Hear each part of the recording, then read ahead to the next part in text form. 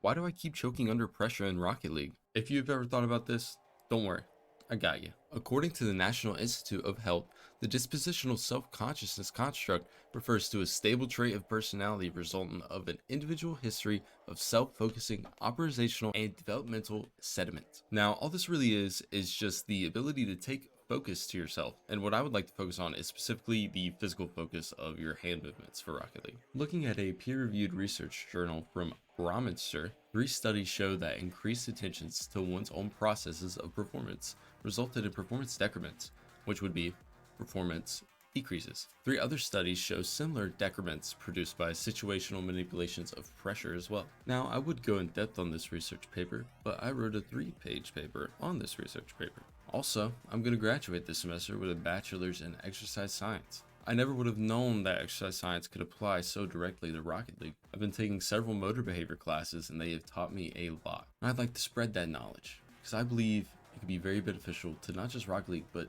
every video game. This research journal discusses 5 different experiments that were conducted by Dr. Bromminster. These 5 experiments were pretty similar to skee ball.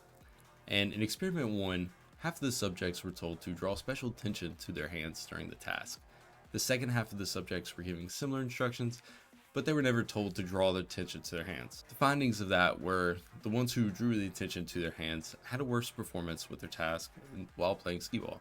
In experiment 2, they specifically added a control group that had no manipulation on awareness whatsoever to add validity to their hypothesis. The results slightly favored their hypothesis, but they still needed to conduct some more research to get a better understanding. In experiment 3, Bromminster wanted to get a better understanding for the dispositional self-consciousness. An individual who is high in dispositional self-consciousness is more aware of themselves internally whenever they're completing tasks.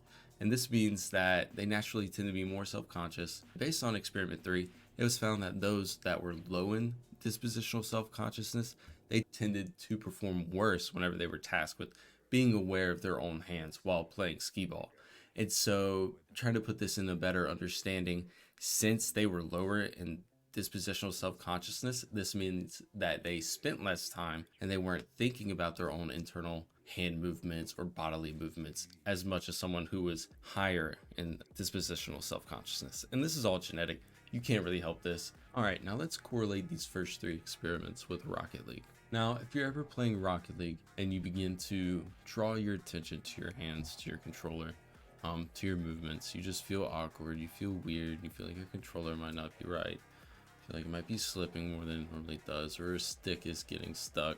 Just don't worry about it, but try to take that attention away from that and focus on the goal. Not the goal itself, but your goal, what you want to do. Say you want to hit a top right or you want to hit a top left. Focus on telling yourself, I want to hit that top right. I want to hit that top left. Focus on your goal. And that is going to have a better outcome than if you were to focus on your hand movements or if you're focusing on your controller. In experiment 4, Bromminster utilized the concept of self-consciousness and applied it to 3 different scenarios to understand how it impacts performance under low and high pressure. During the 4th experiment, the subject was playing the skee ball game and there was supposed to be a surprise subject that was supposed to come in halfway through the experiment and just had to join in and do the experiment as well. And the experimenter had to act surprised, had to act as if they had no clue this was going to happen. And basically this fake subject would have fake scores that would mirror high pressure, so be very similar scores to the real subject that's being tested.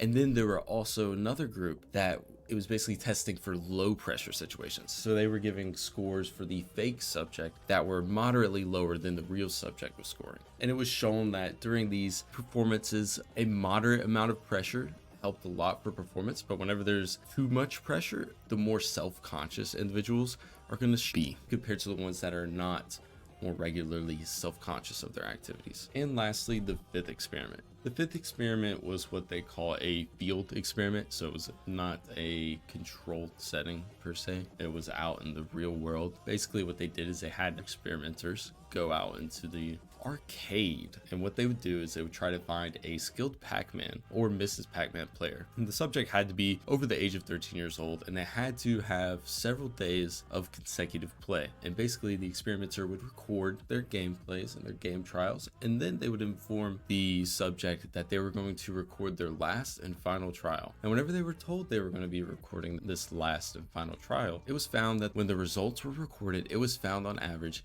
a 25% decrease in performance on the final game trial. Wow. This led to a more internal focus. As you can see, the subjects began to choke under pressure more when they were informed to do well and that was their last trial that was going to be recorded. And this led to a more internal focus, causing them to decrease in that performance. And this just goes to show that moderate level of pressure was really beneficial. And whenever they had to have their final trial recorded, that was a lot of pressure, and that really caused them to kind of choke under pressure. So what I want you to take away from this is that whenever you're playing Rocket League, you feel like you may be struggling, just remember to shift that attention on your end goal, on the end task, on that flick, on hitting it to the top right or the top left. Whatever it is, just focus on that end goal and stay away from that internal focus of your hands and that controller. Also, don't forget about that moderate pressure. If you're ever doing a training pack and it may feel like it's just too mundane, too easy sometimes, maybe it's time to switch it up. Maybe it's time to go for something a little bit more challenging. The more you struggle, the more you'll be learning. I'm going to link Brahminster's research paper in the description below. I'm also going to provide my 3-page paper that I wrote on that. And I'm also going to provide another research paper on self-consciousness in relation to choking under pressure. Thank you guys so much for watching, and please like and subscribe if you enjoyed.